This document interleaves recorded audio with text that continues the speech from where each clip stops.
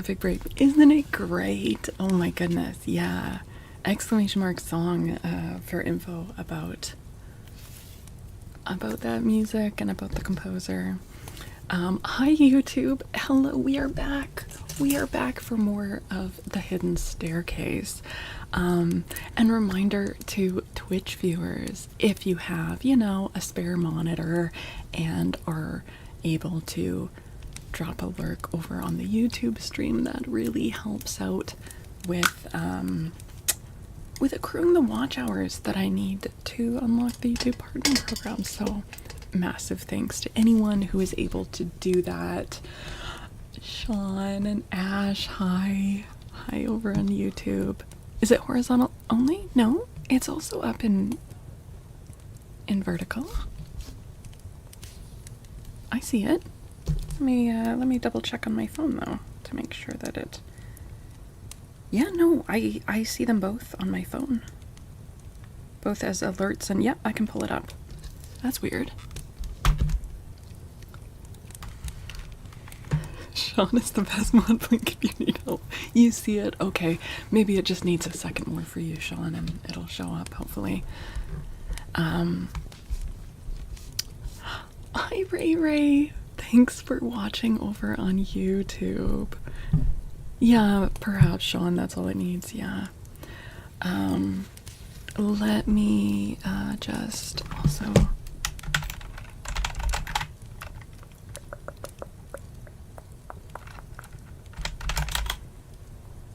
trying to remember the thing. Yeah.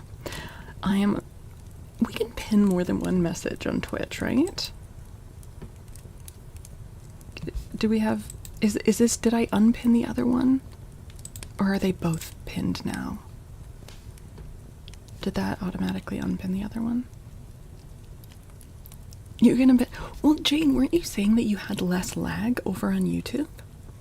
One at a time? Oh, I guess it's only things like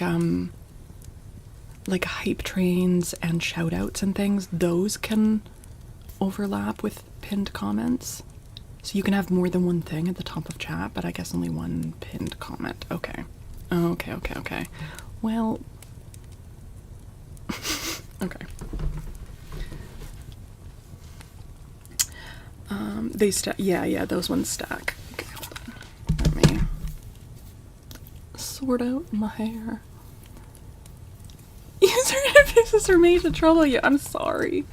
I had too much optimism. Sorry about that.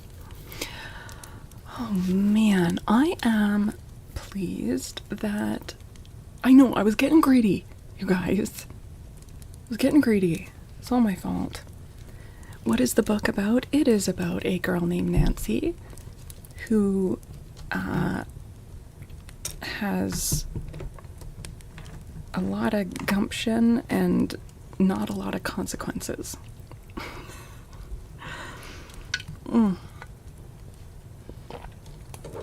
Hey, deep fried. Is the H word don't... Why would you ask that and out the answer? No one else was asking that. Okay, hold on. Let me bring up the chat docs for YouTube.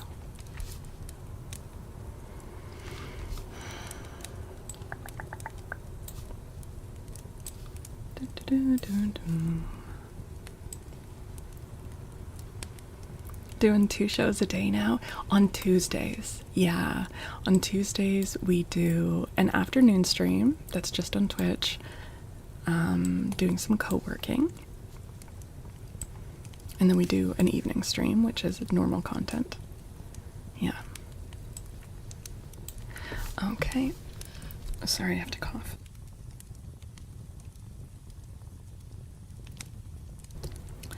I scarfed down a protein bar in my 5-minute break. So okay, vertical chat.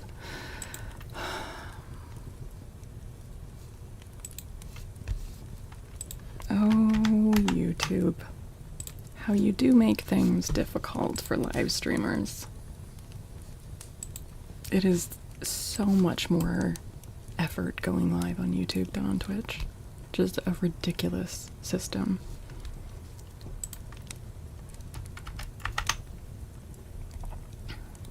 I guess it wouldn't be as big a deal if I was going live on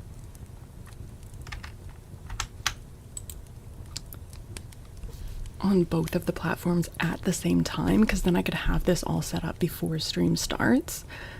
But because I go live on Twitch first, then I have to do this. Fitch, what are you talking about? What? What?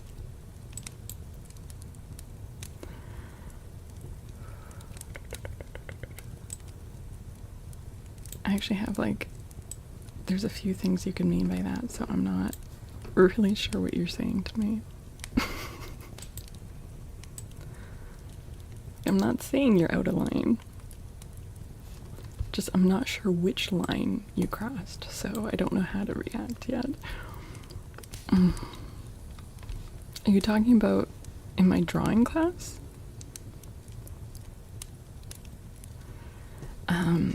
Yes, anyways, let me pin the comments over on YouTube.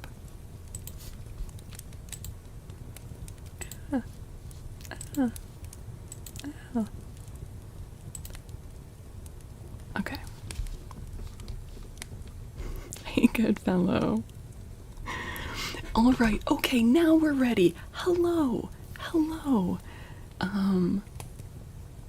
Spifflicate? Applied to a person in a state of drunken stupor?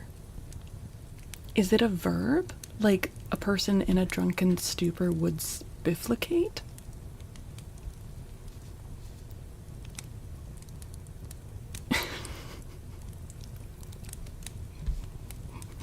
Oh, there's so much lore, isn't there, Fidge?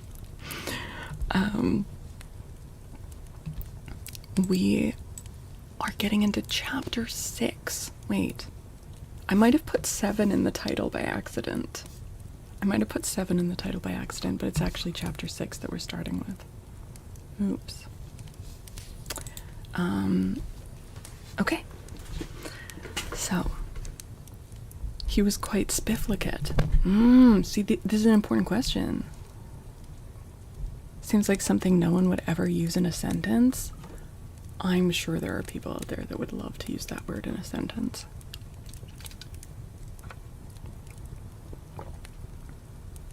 Okay, here's where we're at.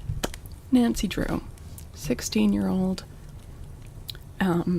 from the rich side of the tracks, is like physically accosted at her home when she's home alone. The dude pushes his way in. She is like worried that he might pull out a gun or strike her in the face. He starts going through her dad's desk. Her dad is a lawyer.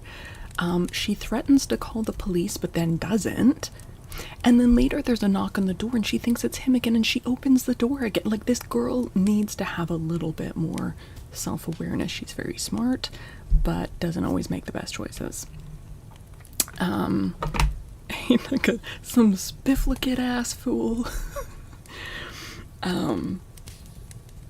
Anyway, this man, Nathan Gombe, which we had like probably like a 10 to 15 minute, like probably like a 10-minute conversation about how to pronounce his name. Should we say Gombet? Gombet? Gombe? Gombe? We made an executive decision to pronounce it Gombe. And we have nothing to back that up. That's just what we chose. So, you know, if you're watching this later, let me know in comments if I'm absolutely inaccurate. But also, can you prove that this particular person didn't pronounce his name Gombe? Not Gumby, but we did call him Gumby. Oh, let me turn off this overlay. We're going to turn this off just so that it's not there in the VODs. But yes, I am trying to upgrade the computer so it stops crashing. Heck yeah. Okay, so aside from that, Nancy then goes on a drive with her friend, and then the next day goes, she tells her father about it, and he's like, yeah, that dude's crazy, and her friend's like, yeah, that dude's crazy, and he thinks that he was screwed over by the land commission. We had a bit of like an awkward chuckle about it, because the way this book is framed is very much like this guy is in the wrong and he's like this crazy dirty man, but the good guys are the big time lawyer and the land commission. It's so interesting. This was written in 1930, and we're like, it feels like we're supposed to be siding with the big time lawyer and the land commission and not this like poor farmer. Anyways, Artax with the tier 3 sub. Oh my god, Artax.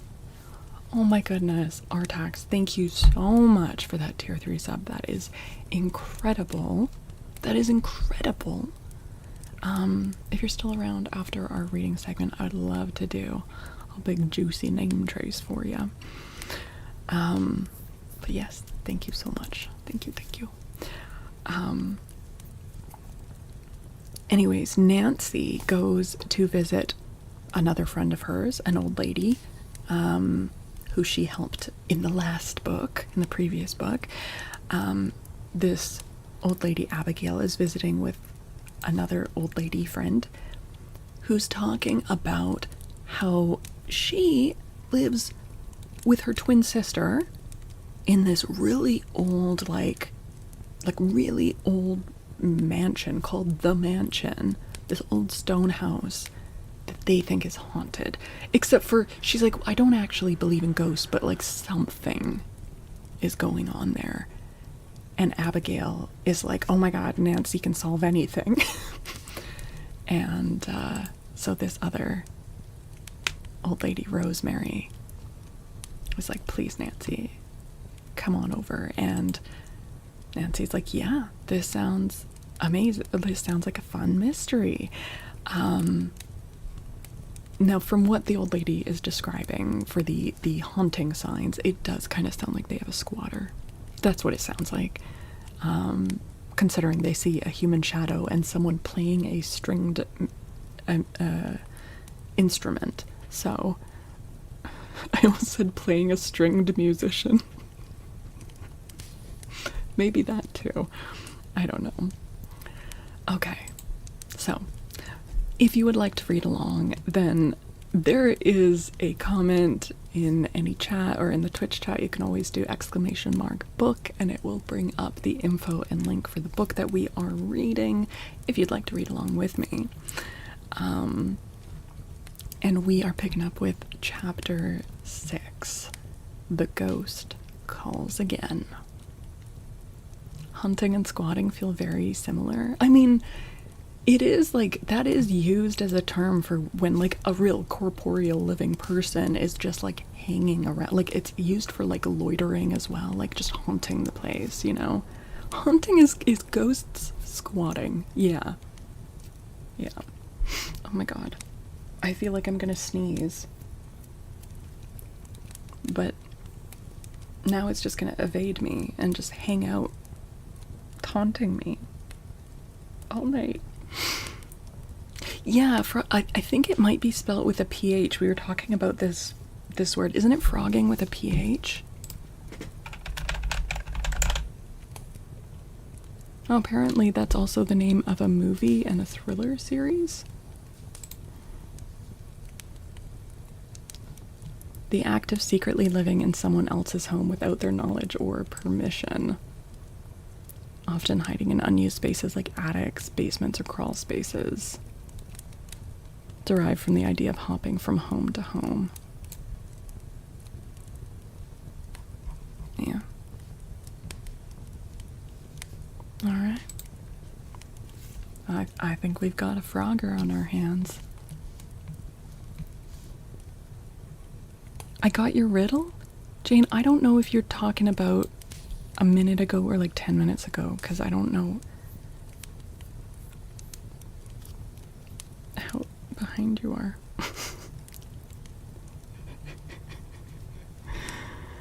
primary reason you don't need a mansion? Yeah, that's fair. Oh my god. I'm so sorry if I'm making weird twitchy faces. I don't know why this happens to me. They taunt me. Okay. Chapter 6. The Ghost Calls Again. Nancy Drew said goodbye to Abigail Rowan, and, after promising to call again soon, left the cottage with Rosemary Turnbull. "It's nice of you to offer to take me to the mansion," Rosemary remarked as she stepped into the blue roadster. "I came by bus, you know, and it's a slow, tiresome ride that way. Floretta will be delighted to see me back home earlier than I had planned." "Is your sister inclined to be nervous?" "Oh, yes. The slightest thing sets her off. She wouldn't stay at the mansion alone at night for anything in the world." "I don't wonder she's nervous. So many strange things have happened there." "Floretta is certain the mansion is haunted. I keep telling myself I don't believe in ghosts, and I don't. But those shadows," Rosemary shuddered. "There's something uncanny about it." From the general conversation, Nancy Drew had gathered that Rosemary Turnbull was not the type of woman to be easily frightened. She was eager to visit the old stone house, for she felt that she had encountered a genuine mystery. "Have you told anyone about the strange happenings?" she inquired presently. Rosemary shook her head. "Only the sheriff, and he just sniffed. Seemed to think someone was playing a joke on us. Today I told Abigail Rowan, but otherwise I haven't mentioned it to a soul. You see, I thought that if we should want to sell, the rumor that the house was haunted wouldn't help the sale." "Hardly," Nancy replied. "But you don't wish to sell, do you?" "Only as a last resort." Nancy drove rapidly, for the hour was late, and she feared that unless she hurried, she would not reach her home before dark. When at last she did reach Cliffwood, it was nearly dusk. "Hi, Powder, welcome back." Rosemary directed her to the mansion, which was located in an isolated spot on the outskirts of Cliffwood. Through the tall oak and maple trees, which partially hid the house from the road, Nancy Drew caught her first glimpse of the place. She was a little startled, for with its two large turrets at the front, the Turnbull residence was not unlike a ruined castle. It was a large, massive structure, built of white stone which, with the passing of decades, had blackened and crumbled. Undoubtedly, in years gone by it had deserved the title of mansion, but now it could boast little of its old glory. With the ebb of the Turnbull fortune, the house had fallen into decay. As Nancy drove up the winding driveway, she could not help but notice the ghost-like shadows which the trees, swaying in the breeze, cast on the stone walls. A feeling of uneasiness came over her, a sensation which she was at a loss to explain. "There's something creepy about the place," she thought. "As Miss Rosemary said, it's the perfect habitat for a ghost." "Hi, Tree. You're so happy right now." Wait, that's awesome. I'm glad to hear that. Nancy was not superstitious, and certainly she did not believe in ghosts, but it seemed to her that the very air about the old place was oppressive. Perhaps Rosemary Turnbull had experienced the same sensation, for she turned her eyes toward the second story. "I don't see a light in Floretta's room," she observed. "I do hope nothing has happened while I've been away." Nancy stopped the roadster in front of the house, and Rosemary alighted. "You're coming in, aren't you?" she inquired hopefully. Nancy hesitated. I intended to, but it's growing so late. I promised Father I'd be home before dark. Oh, it's only a short way to River Heights from here. Floretta will be disappointed if you don't come in for a few minutes at least. I want you to hear her version of the mystery. I am eager to hear it too, Nancy declared, switching off the motor. All right, I'll come in, even if it is late. Dad will forgive me this time. Rosemary fitted her latchkey into the lock and opened the heavy front door. We've thought it best to keep the house locked the last few weeks. As Nancy Drew stepped inside, she noticed that the entire house had the appearance of having built in more opulent times than the present. The rooms were spacious, especially the living room, which was furnished with old-fashioned colonial furniture. The walls were adorned with massive gold-framed portraits, obviously of ancestors of the Turnbull line. As Nancy gazed at the pictures, she realized that once the Turnbulls had been the leading family in Cliffwood. They had been a proud family. But with Rosemary and Floretta, the line would die out. Little remained of a fortune which had once been large. Rosemary and Floretta, while not poor, had an income only sufficient for their needs. Yet because they were the last of the Turnbulls, they were welcome in the best of society. My great-great-grandfather, Rosemary commented, indicating one of the pictures which had attracted Nancy's interest. He fought in the Revolution. I'm sure if he were living today, no ghost would dare invade the mansion. And Rosemary smiled slightly. Nancy did not reply, for at that moment an elderly lady came hurrying down the stairway to the living room. In appearance, she closely resembled Rosemary, although she lacked her sister's firm chin. Nancy knew at once that it was Floretta. She saw, too, that something had disturbed the woman, for she was so agitated that she failed to note the presence of a visitor. "Oh, Rosemary," she burst out, "why did you leave me out here alone? I knew something terrible would happen."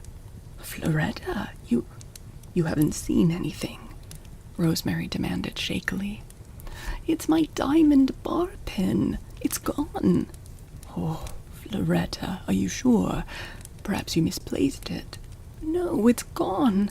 I've looked everywhere. Oh, what shall I do? I can't bear to lose it." Floretta turned and saw Nancy for the first time. She made a valiant attempt to compose herself. "I beg your pardon," she said. "Oh, I beg your pardon," she said, somewhat stiffly. Rosemary introduced Nancy Drew and explained that the young girl had offered to help solve the baffling mystery. "You've come just in time," Floretta declared. "Oh, if only you can tell me what became of my bar pin. It was an heirloom. We've had it in the family for years." "When did you have it last?" Nancy asked quietly. "Only this afternoon. I was dressing in my room and was just completing my toilet when I heard the iceman at the back door. I dropped my bar pin on the dresser and hurried downstairs to let him into the kitchen." "Were you gone long?" Nancy interrupted. "Only a few minutes. Not more than 10 at the most. When I came back, my pin was gone." "Are you certain it didn't drop to the floor, or perhaps fall behind the dresser?" "Oh, I've looked everywhere." Floretta sank into a chair and buried her head in her hands. "Oh, I'm just sick about it. I wouldn't have lost it for anything in the world." Rosemary went to her sister and tried to comfort her. "We'll find the pin, Floretta. I'm sure it will turn up somewhere." She spoke with confidence, but nevertheless turned uneasy eyes upon Nancy. "Perhaps a bird flew in at an open window and took the pin," Nancy suggested. Oh, I'm sure that couldn't have happened, Floretta insisted. But if you'd like to see the room, I'll be glad to show it to you. She led the way up the narrow, circular stairs, and Nancy and Rosemary followed. Floretta's room was in the east wing. Is this the top floor? Nancy questioned. The attic is above, Rosemary responded. She attempted to smile. There's no ghost up there, though. I know, because I looked myself. Floretta's room was small. Nancy noticed that it only had one door, which opened into the hall. There were 2 windows, both screened. Thanks for those hearts over on YouTube. Thank you, thank you. I left the pin right here, Floretta said, indicating the dressing table. A bird couldn't have taken it. I see now, Nancy said quietly. She crossed the room and examined the screens carefully.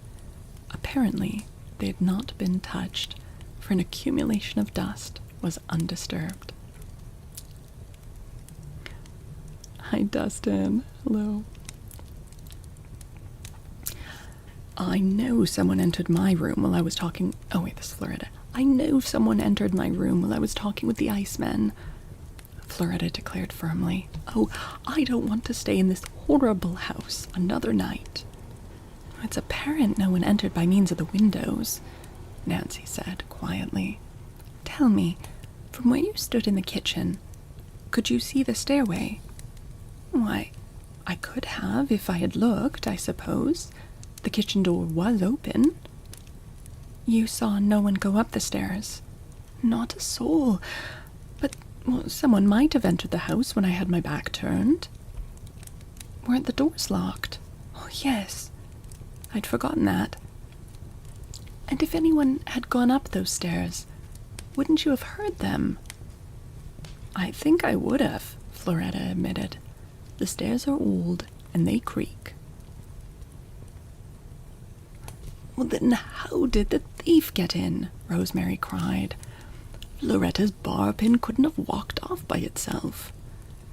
I wish I could tell you what became of the pin, but I can't, Nancy said regretfully. I'm as puzzled as you are. As she spoke, she turned, and for the first time, noticed a closet door. Was it possible that the thief had entered the house early in the day, and had hidden in the closet, biding an opportune time to snatch the pin? Floretta divined Nancy's thought, and a look of horror came over her face.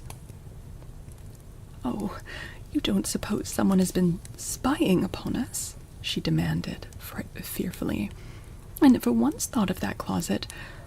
What if there's someone in there now? Rosemary laughed nervously. Don't be silly, Floretta. However, she eyed the closet door with misgiving and made no effort to investigate. Not the gilf peeper? No. Damn. Helldrips, what are you asking?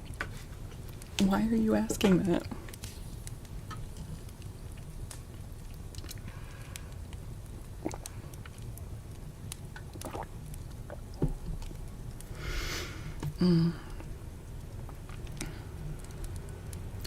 Just to make sure there's no one inside, I'll have a look, Nancy remarked.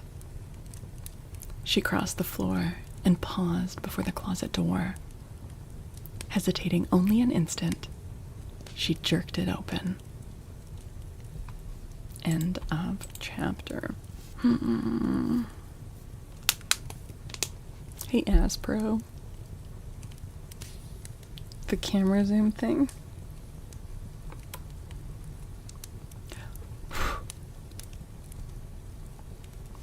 There's a lag on that. I don't think that's what they meant by jerked it. Not good. Buggersburg, hello. Hello. How you doing? Okay. Chapter 7. What can it mean?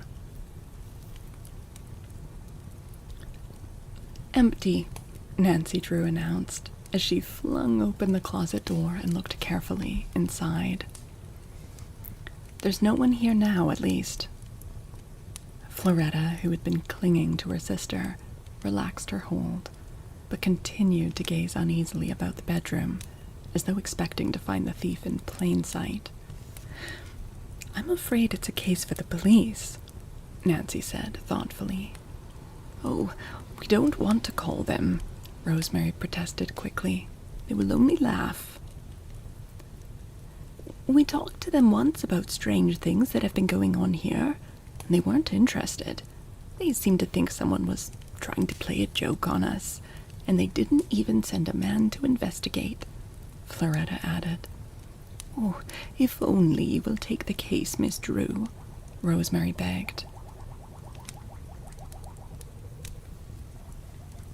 Did you wake up from your nap all saucy? Are you boiling water in those pipes? If only you will take the case, Miss Drew, Rosemary begged. We'll be glad to pay you for your work. But I'm not a detective, Nancy protested.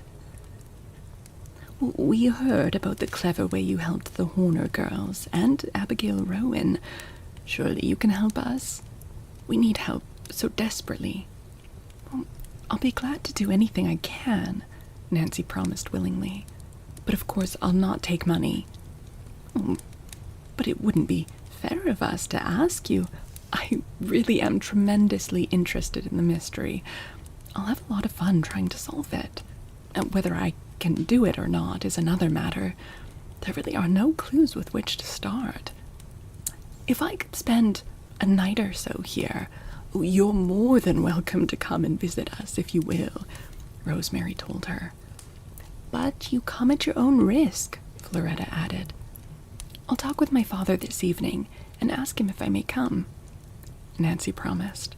How will you notify us? Floretta asked. We have no telephone. Oh, I'll send a note. I think it wise not to advertise the real purpose of my visit. Good idea, Rosemary agreed. Floretta and I will take care not to mention it to anyone. Nancy glanced at her watch. I must dash for home now, or Father will be worried to death. Hastily saying goodbye, she left the house and sprang into her roadster. In a few minutes, she'd reached the main road and was driving swiftly toward River Heights.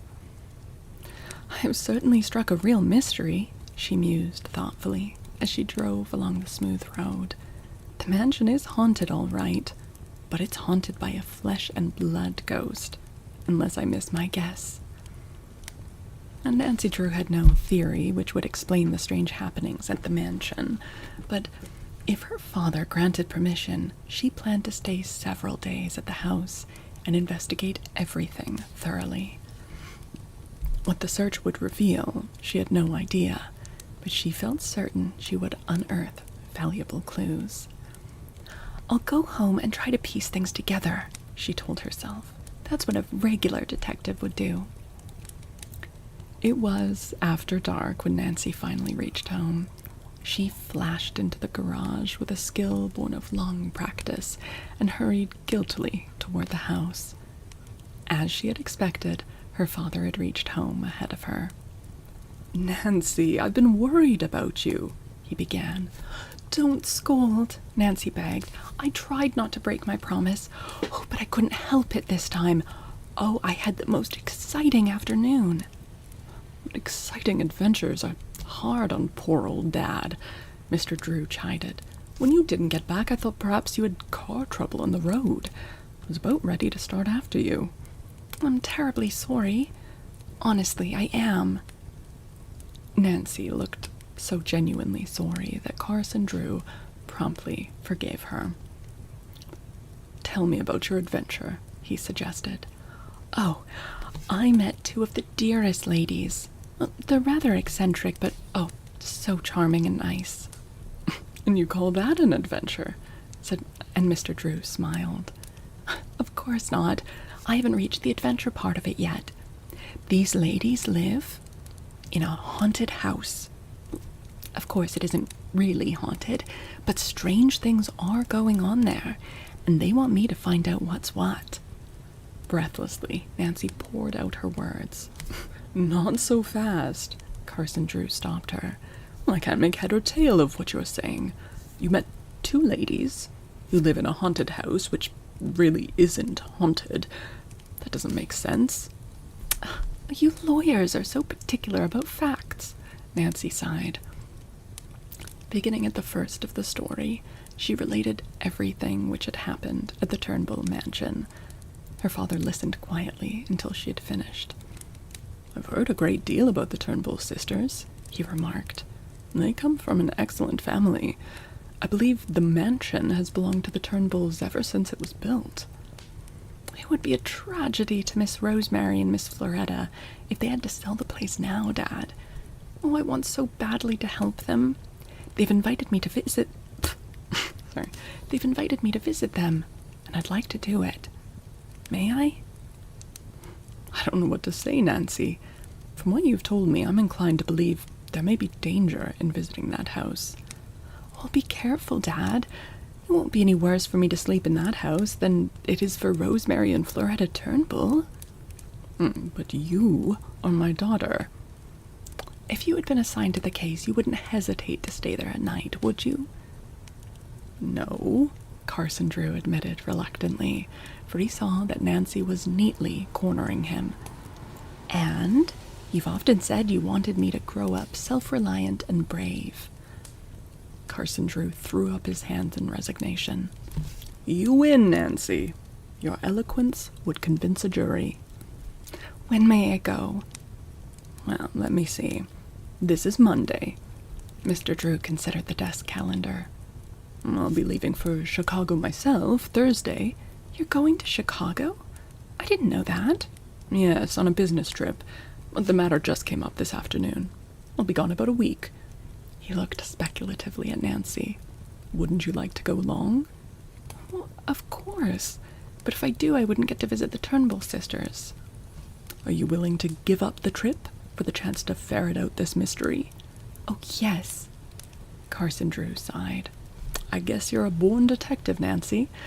Well, since your heart is set on it, I'll give my consent. You may visit the Turnbulls while I am gone. A whole week? Yes, if you like. Oh, goody, goody! Nancy pranced wildly about the room. Carson Drew laughed. I hope you catch the ghost, if it will make you happy. Then the smile faded from his lips. You'll not run into danger? Not if I see it first. Seriously, Nancy, you'll be careful, won't you? Of course. Give her a gun, Carson. Like, there's obviously a man squatting in that house. Give her something to defend herself. Like... Carson Drew crossed the room and paused in front of his desk. Oh, shit! Oh. Unlocking a drawer, he took out a shiny object and handed it to his daughter. Your revolver, Dad. Yes, I want you to take it with you. I need to stop interrupting, you know. Good, he did. Oh, but I shan't need it. Well, I hope not, but it pays to be prepared. I'll feel better if I know you have it. The mansion ghost may turn out to be a livelier one than we expect. Carson Drew spoke half-jestingly, little suspecting that his observation was a true prophecy. End of chapter. All right, okay, Nancy's got a gun.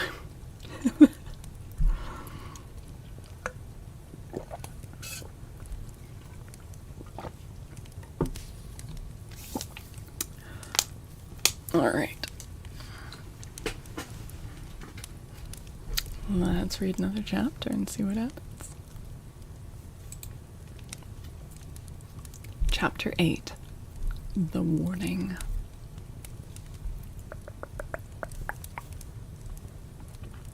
Also, hi Alejo. Hello.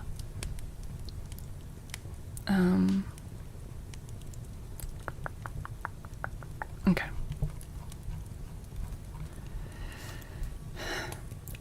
The next 2 days, following her visit to Cliffwood, Nancy Drew went about the house in a preoccupied state, alternately quiet and talkative.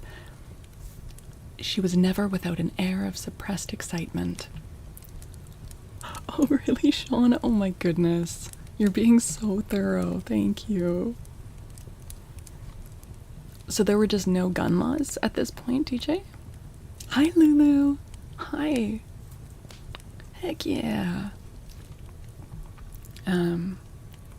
She was never without an air of suppressed excitement.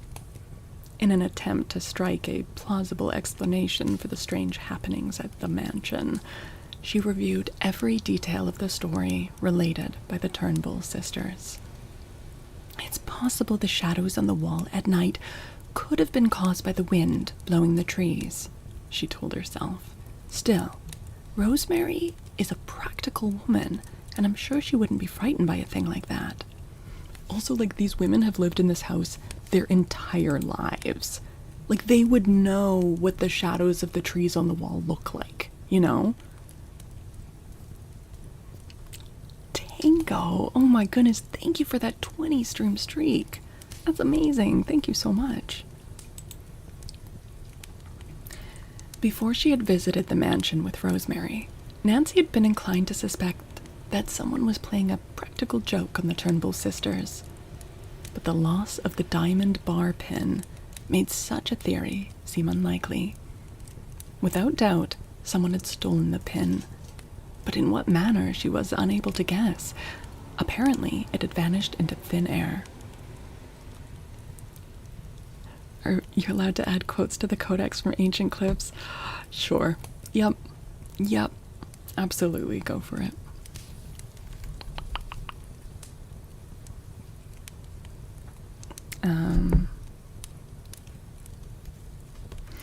The longer Nancy reflected on the mystery, the more certain she was that a sinister hand was behind everything. However, she refrained from disclosing this thought to her father, lest he reconsider his promise and refuse her permission to visit the old house during the week he was to spend in Chicago. Oh no. Oh, Fidge. Okay. Yeah, well, it only seems fair. I might regret it, but it only seems fair. Carson Drew had planned to leave on Thursday. Nancy had written a note to the Turnbull sisters, telling them to expect her on Saturday morning. She had taken care not to mention the approaching visit to anyone, save her father, and even Hannah Gruen was in ignorance concerning her plans. On the day set for Mr. Drew's departure, Nancy helped him pack his bag, and then shortly before train time, took him to the railroad station in her roadster. "When shall I expect you home?" Nancy inquired, as they stood on the platform waiting for the train. "A week from today. If you'd like me to, I'll stop at Cliffwood on my return trip. Your story has aroused my interest, Nancy. I'm curious to have a look at that old stone mansion." "Oh, I wish you would stop for me," Nancy declared enthusiastically.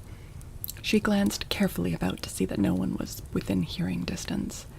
"If I haven't solved the mystery by that time, you'll help me, won't you?" "Of course, I'll do everything I can. But from what you've told me, this sounds like a tough case. I'm not sure that I'll be able to solve it myself. However, if you fail, I'll try it." The conversation was cut short as a shrill whistle announced the approach of the train. "I'll telegraph you the exact hour of my arrival in Cliffwood," he said hastily. "The Turnbulls live some distance from the railroad station, so I'll meet you in the car," Nancy promised. "And remember, don't run into danger." The heavy passenger train came pounding and clanging into the station, and Mr. Drew picked up his bag. Kissing Nancy goodbye, he made a dash for the Pullman cars, which were at the rear of the train, far down the track. Mark! Oh my goodness, Mark, thank you for that resub. For the 11 months, no, 16 total. Oh my goodness. Mark, thank you so much. That's amazing. How are you doing? How's your day going? If you are still around when we're done the reading segment, I would love to give you a name trace. All right. Nancy waited until the train pulled out, and then slowly made her way back to the automobile. Now that her father had actually departed, she felt lonesome. I may as well stop at Helen Corning's before I go home, she decided as she stepped into the roadster. Helen Corning had been her chum for years. Accordingly, she called at the home of her chum and was pleased to find her there. Helen promptly tempted her into a lively game of tennis, and before Nancy realized it, the afternoon was nearly gone. Okay, I'm trying to remember. I think in the previous book, I gave Helen a really ditzy voice, which is maybe unfair to her, but that, I guess I'll keep going with that. "Oh, you must stay for dinner," Helen urged. "It won't be any fun eating at home all alone." "But Hannah's expecting me." "We can telephone her." "Oh, all right," Nancy gave in. Not only did she stay for dinner, but she remained during the evening, for Helen would not permit her to go. Oh my god, Fidge. What havoc are you wreaking?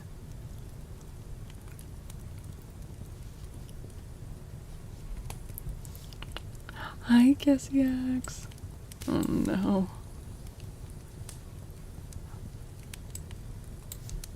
I will regret this one time. Okay. "Remember the fun we had at Moon Lake last summer?" Helen asked her. "You know, I never did entirely forgive you for cheating me out of your share in your adventure. Why didn't you tell me you were going to chase robbers that day when you left camp?" "I didn't know it myself then." "Well, if you ever stumble upon another mystery, I want you to take me in on it." Nancy was on the verge of telling Helen about her proposed trip to the mansion, but she could not bring herself to the point of revealing the secret. Helen's intentions were of the best, but she was a natural-born gossip, and Nancy doubted that it would be possible for her to keep the matter to herself. It might do a great deal of harm if it were rumored why I'm leaving town, she thought. No, I'll tell Helen after I return. It was late when Nancy reached home, and the housekeeper had retired. "I'm too sleepy to pack my bag tonight," she decided as she locked the doors and windows. "I'll do it first thing in the morning." But in the morning, there were other matters which claimed Nancy's attention.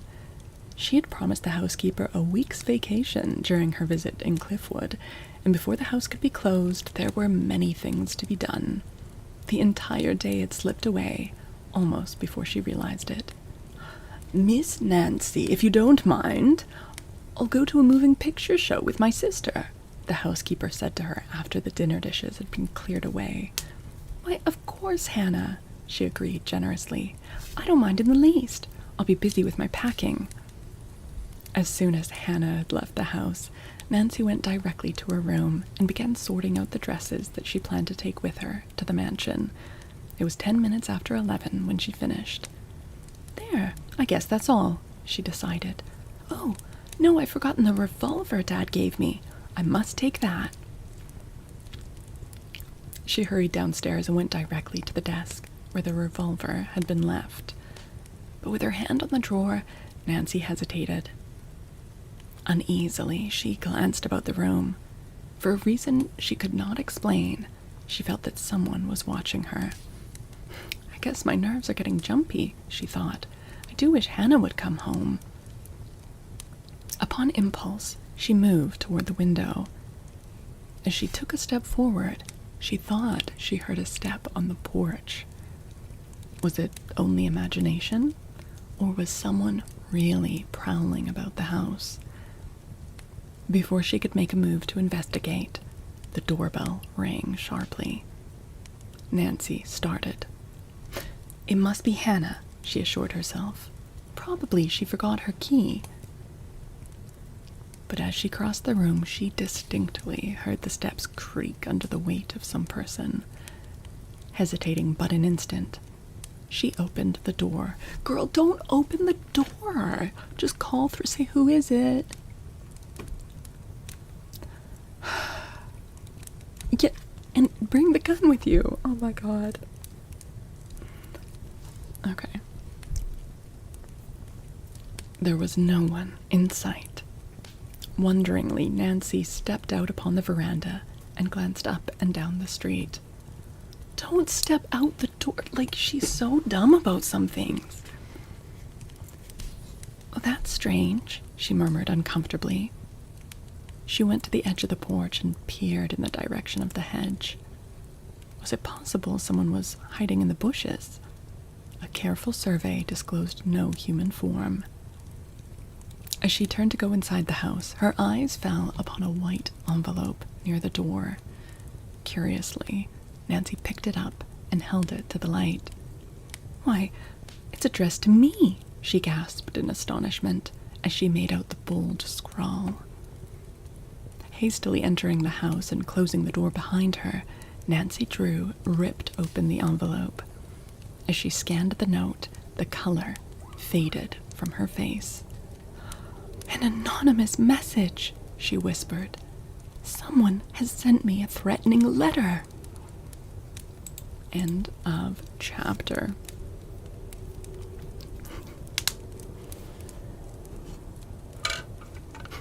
She's so perfect until she's not. Yep.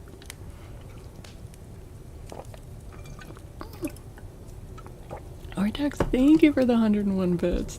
Thank you so much. Oh my goodness. Wait. Okay. Artax, because you did that, I just remembered. I added a new animated emote.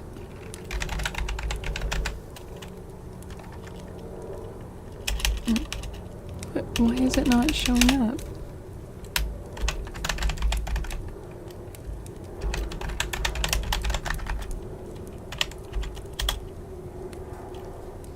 There it is. Oh, it's showing up in the browser, just not on OBS. Look at it. There's a little birthday crow. Oh, you don't have animations on? Well, the one you posted is animated. And the one I posted is animated. Oh, I see. The little party hat, right? And you can do like several of them in a row.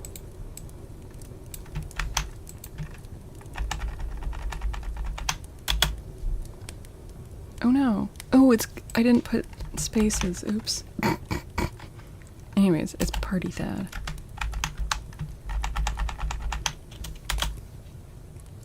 What the heck? Why didn't that... Oh wait, now that's showing up on OBS, but not in the browser. How does that make sense? It swapped. That's very weird. Anyway,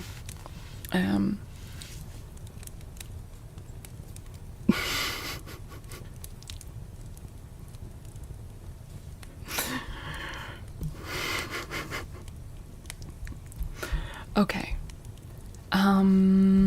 We need to read the next chapter. We need to know what the anonymous message was. I'm just going to close the window because the traffic noises are quite loud.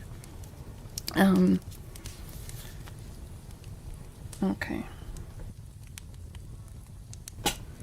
Artax, thank you for the 300 bits. Thank you. Also, just a reminder to Twitch viewers, if you're able to open up the YouTube stream, that would be amazing. Because apparently in the horizontal stream we got 6 people, and in the vertical stream we have 3. And those are including my mods. So if any of you are able to, that would be amazing. But, okay, one sec.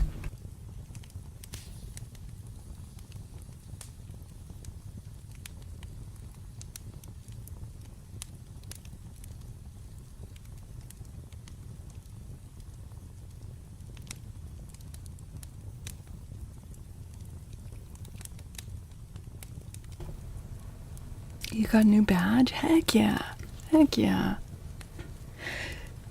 You know, I think because I had to we took like a week off of YouTube because of the computer crashing, and then doing some content as like rewards for fundraising for the new PC. So we went like a week without streaming on this channel, and I think it has like affected things because it was starting to bring in more viewers from YouTube, and I feel like it's not being pushed in the same way. Isn't YouTube supposed to be like quite finicky? Like if you're not like regularly streaming or uploading content, then it doesn't push your content as much, kind of thing.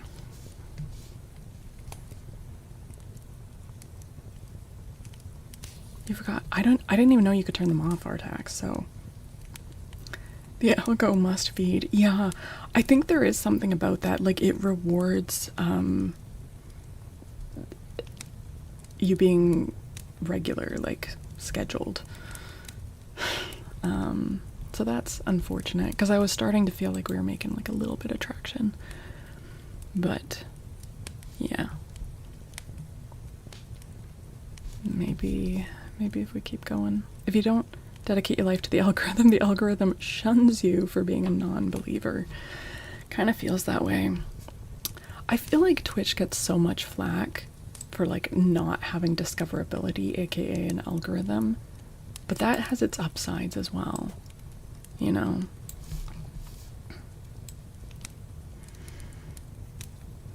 All right, let's read maybe one more chapter. Chapter 9, The Anonymous Message.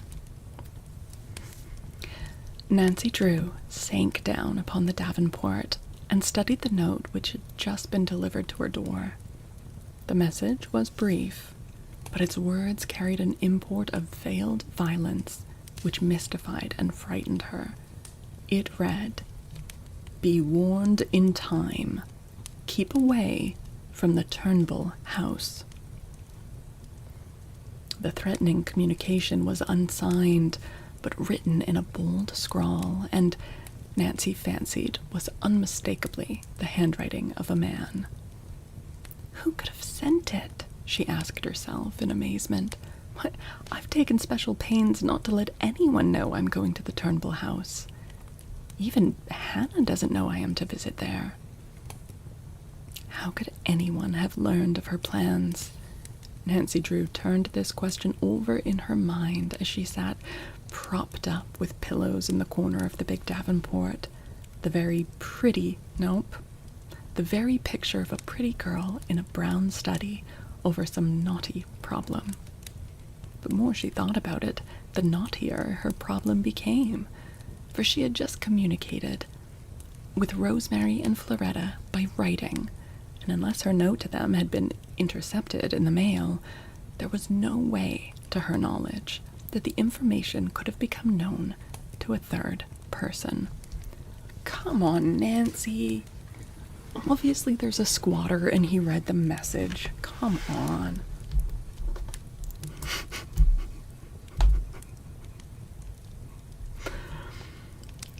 I'm almost tempted to believe in ghosts myself, she thought. It's positively uncanny.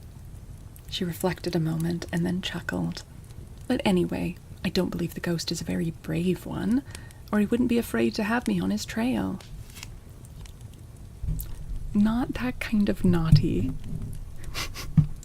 Not that kind of naughty.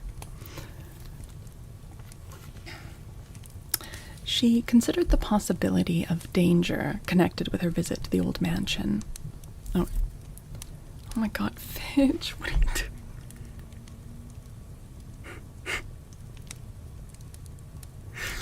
Okay.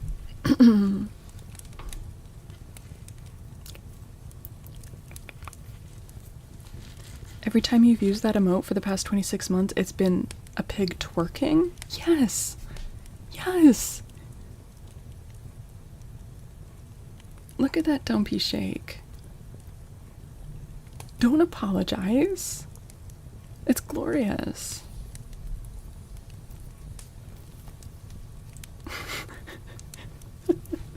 Artax is realizing what he's been posting this whole time. It is hypnotizing, isn't it? Yeah. Yeah. As she considered the possibility of danger connected with her visit to the old mansion, the smile faded from her face, and all facetious thoughts about ghosts passed from her mind. The note had frightened her, but it had not deterred her in her purpose to do all within her power to solve the mystery surrounding the mansion. Nancy possessed the fighting instincts of her father, and it would take more than a threat to keep her away from the Turnbull house. She was convinced that underhand work was going on at the mansion, and she was determined to expose it, if it were possible to do so. I think Dad was wise to suggest that I take his revolver, she told herself, and I'll take plenty of ammunition too. Enough to annihilate an army. Damn, Nancy, okay. Though truth to tell, I don't know whether I could hit the broadside of a barn or not.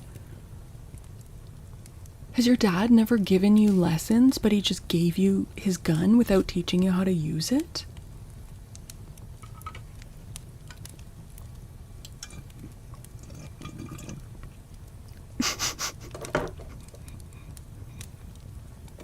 Just booty, no bands. Man, we've got... Wait, so you've never seen the flap one in motion? You must have seen them on the Discord, though. You must have seen them animated on the Discord, right?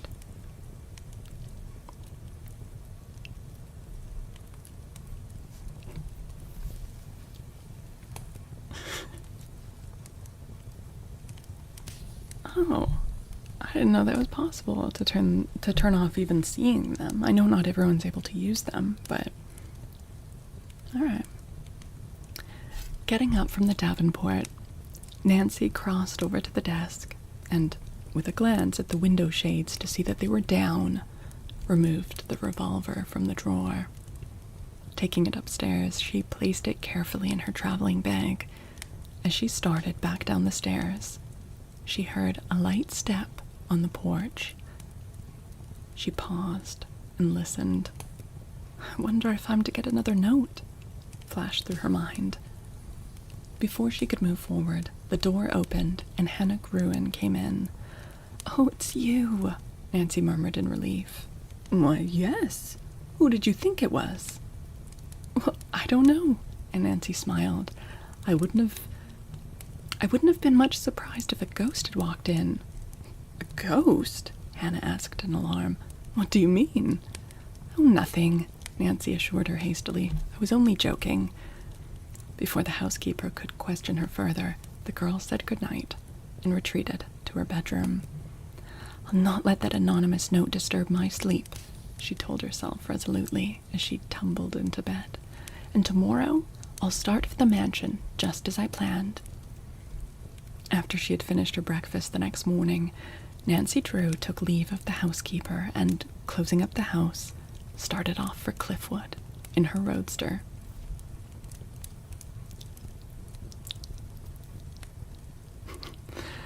There was not a sign of life about the old stone house as she drove up, and she began to wonder if anything had happened to Rosemary and Floretta since her last visit. However, before she could lift the knocker on the front door, Rosemary greeted her. I see us. I know you do, Artax. To be fair, I have two versions of that. One of them is just red, and then one of them changes colors. So, or at least I did at some point. Do I still have both of them up? Yes, I do. So the Faolkor is just red, and Faolkor Rave changes colors. Nah, turn them off if you're more comfortable with them off.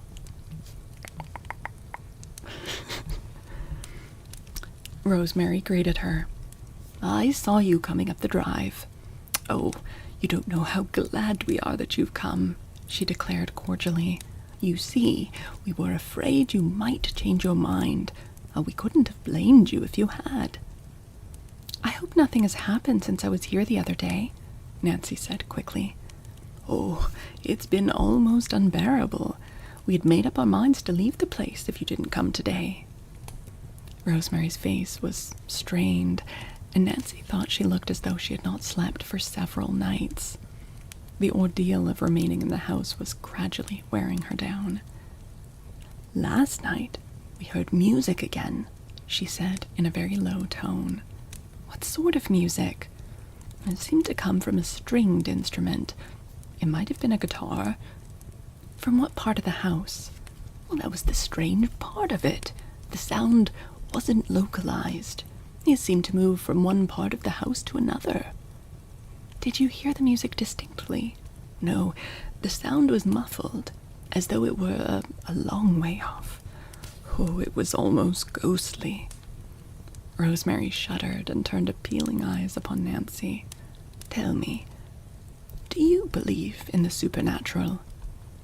I am almost certain your house is not haunted, Nancy returned firmly, for she saw that Rosemary's iron nerve was beginning to go back on her. How long did the music last? About half an hour, I should judge. Did Miss Floretta hear it too? Oh, yes. She's positively ill this morning. She didn't get out of bed. We'll go to her room now, if you like. Perhaps it would be better not to disturb her. Oh, she wanted to see you just as soon as you arrived. Rosemary led the way through the long, dark corridor into the stairway. I'll show you to your room first, and then you can talk with Floretta, she told Nancy when they reached the upper hall. Rosemary opened a door and permitted Nancy to enter ahead of her. The bedroom was a large, comfortable one, with an old-fashioned canopy bed and heavy mahogany furniture. I've assigned you the room right next to my own, Rosemary explained. If anything should happen during the night, you could rap on the wall or cry out, and I would hear you. Nancy nodded soberly. And the key is in the door, Rosemary continued. Floretta and I always lock our doors. I will lock mine too, Nancy promised. Are you certain you want to go through with it? Rosemary questioned anxiously. If anything should happen to you, I'd never forgive myself. I don't believe anything serious will happen. I wish I could feel as confident, Rosemary sighed. Shall we go to Floretta now? Yes, I'm ready. I will unpack my bag later. Nancy followed Rosemary down the hall, and they entered the bedroom in the east wing. Welcome to the haunted house, Floretta murmured as a greeting to the girl. She was propped up in bed with cushions, and her face was white and haggard. A tray on a table near the bed had been left practically untouched. Floretta, you didn't eat your breakfast, Rosemary chided gently. Oh, I couldn't, Rosemary. I'm so upset. I can't stay in this horrible place much longer. Miss Drew is here to help us, Rosemary responded quietly. But can she? I'm beginning to doubt that anyone can help us. Nonsense. You mustn't let your nerves get the best of you. I think I can help you, Nancy smiled reassuringly. At least, I will do my best. I intend to go all over the house and see if I can locate secret panels or trap doors. I don't believe it will do any good, Floretta declared pessimistically. I never heard of anything like that in the house. I may as well have a look anyway, Nancy said easily. She remembered something which she intended to ask the Turnbull sisters. Tell me, did you mention to anyone that I was coming here for a visit? No, Rosemary answered promptly. We took care not to mention it to a soul. Of course, we talked about your note when it came, Floretta added, but we didn't let out a hint of its contents to anyone. Why do you ask? Nancy hesitated, then, deciding that it could do no particular harm to tell the Turnbull sisters of the note she had received, she related what had happened the previous night. Someone warned you not to come here, Floretta gasped. Why, how could the news have gotten out? I wish I knew, Nancy admitted. It would seem as though the walls have ears. She lowered her voice. Even now, someone may be listening to every word we say. End of chapter. Hi Esther, hello, how you doing?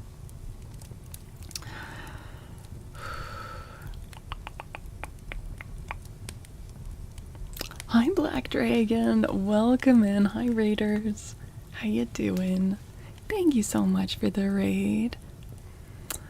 Oh my goodness. Hi Beatbox. How's it going, everyone? Hi Tatsamari, hello. How was the stream tonight? You guys make sure you are following Black Dragon Tavern Gaming. They are awesome. They do book reading and storytelling over there, which I am guessing you're all into since you're here for this. So make sure to go drop a follow, check out their content. It is so cozy and friendly over there. Hi Maddie. Hi, welcome in everyone. If any of the raiders are new, I'm Faolkor, and we read books. We do cozy traditional ASMR. Hi Nova. Hello, and thank you for the follow. In the midst of the early chapters of Aragon, and had some good songs and story. Beatbox tried to crash you? Wait, what do you mean? I've never actually read the Aragon series. Hi old King Bear, welcome back. Are you spying on me? Yep, Maddie, I've got eyes on you. Yes, we are reading The Hidden Staircase, a Nancy Drew mystery story. Yeah. You did almost let the stream crash? Oh no. Oh my goodness. I'm quite enjoying this one so far. It feels like a bit of a slow start, to be honest. But now we're like getting into it. I feel like the pacing is a little off in the beginning, but now it's all underway. Because your tavern fare pops with bits and sobs if we get too many in a... I hear ya. Oh. Well, that's generous of them. You've been lurking but not officially lurking. Heck yeah. All stages of lurking are acceptable and welcome. Oh my goodness, yeah. I mean, the only thing is, it seems very clear what's happening, and I don't know why Nancy can't see it. Do you know what I mean? Like, it seems very, very obvious. And maybe I'm wrong, but the fact that Nancy isn't even thinking of that as an idea. I mean, maybe she is. She does say that she's going to be looking for, like, trapdoors and, like, trick panels and things. So she is obviously thinking about, like, there's a real person somehow getting into the house, but she's not, like, articulating her thought very clearly. What kind of ASMR do you do? Is it storytelling? It's always a mystery. What's in the genre? So, I mean, honestly, my ASMR is often quite chatty, but a little more soft-spoken than what I'm currently doing, or even whispering, and just, like, different triggers, like tapping and scratching and things. It's all safe for work stuff. Don't do any licking or anything. Yeah, the point of both of all of it is just, you know, being a nice place to wind down, to relax, maybe to fall asleep. Yeah. Traditional ASMR and reading and cozy. Yeah. It's all cozy. Yeah, but we were actually, I was kind of planning, we just finished a chapter, and I was kind of planning on switching to ASMR, or like to opening up triggers again. Yeah, so we might be done with the reading for the night. Ardax, thank you for the 200 biddies. I mean, I don't... I prefer not to like criticize that like other content creators. It's totally fine if like there are people that are doing that, you know, if there's a demand for that kind of content. But it can be helpful sometimes just to specify where you fall in the spectrum. You're a professional beatboxer. Oh, very cool. Oh, so you'd be like amazing for mouth sounds. Yeah. Mouth sounds is a tricky term in ASMR because it can go from like very basic, like I do things like that. That's technically mouth sounds. All the way to like really sloppy licky stuff. So love to read another chapter. I mean, this feels like a good place to end, like also just in terms of the narrative. You're old enough to remember the early Nancy Drew books were sort of a girl's answer to the Hardy Boys. And I'm not familiar with the Three Investigators. I didn't know that. I knew they were kind of like, there's the girls read Nancy Drew and the boys read the Hardy Boys. Yeah. The Goose is animated. Artax, yes. They've all been animated. Yeah. And the gull, the laughing gull. See, he's giggling. Sorry, Artax has been a part of this channel for so long, but has had animated emotes turned off and is just realizing for the first time that all these emotes that he's been using this whole time have been animated. ASMR is pretty new.